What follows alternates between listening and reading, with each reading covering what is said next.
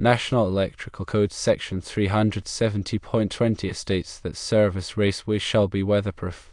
What is needed to make polyvinyl chloride, or PVC, weatherproof? National Electrical Code Section 370.30 states that where PVC is used above ground or underground, raceways shall not be subject to physical damage. What does that tell us about installing a plastic fitting in the top of a trough? And finally, National Electrical Code Section 370.30p states that PVC shall not be installed in direct sunlight unless approved for such use. What does that tell us about putting a PVC connector in the top of a trough? These are just some of the statements the National Electrical Code makes that are referenced by inspectors.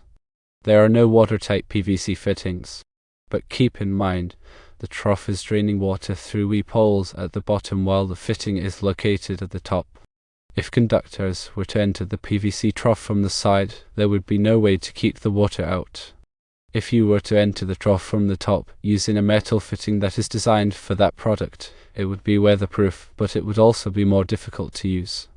To answer the question of how to make PVC weatherproof, one might use Rain-X.